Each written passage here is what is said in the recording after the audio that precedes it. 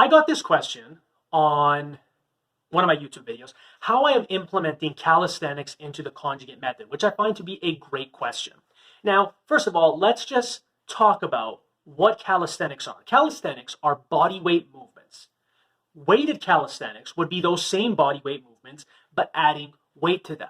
So this is going to be stupid, but a barbell squat is technically a weighted calisthenic because a squat, a body weight squat, is a calisthenic exercise. Adding weight to it is a weighted calisthenic.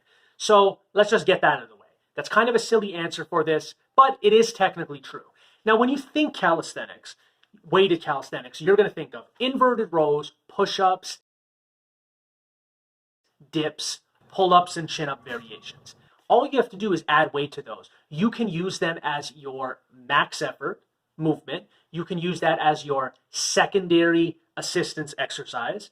And then you could even use it as a tertiary accessory exercise for pumping up the muscles. But they specifically wanted to know about weighted movements. So I consider those higher up in the food chain, earlier in the workout, compared to later in the workout. So what I've been doing, weighted dips are part of my max effort rotation.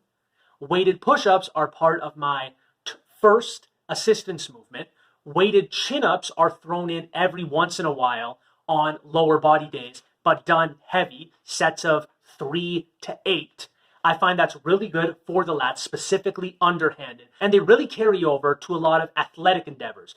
When you are doing heavy weighted pull-ups or heavy vertical chin-ups, stuff like that, your core gets heavily engaged. Why? I have no clue, but it does. Just like weighted dips as well. Those two exercises are almost a must for people that are competing in any type of athletics. Then we have inverted rows. A lot of people do these with just only body weight, and I swear they're missing out on a lot. I like putting a weight vest on and only putting weight on the front, not the back, and just load them up heavy. Do them with a barbell, do them from rings, it doesn't matter. Load them up heavier than you think they should be, as long as you're using good form and go through the whole range of motion.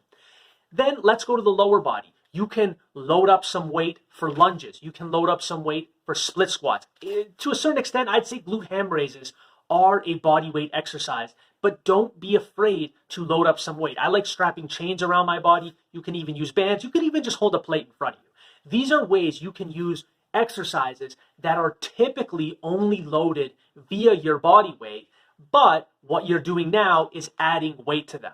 All in all, this is how I'm approaching using these typical body weight movements, but I'm just adding weight to this. Well, technically, I'm programming them exactly like how I would program an exercise that's typically done with dumbbells or barbells. Just because they're not an exercise where by default you're holding weight in your hands or on your back, doesn't mean you would program them any differently.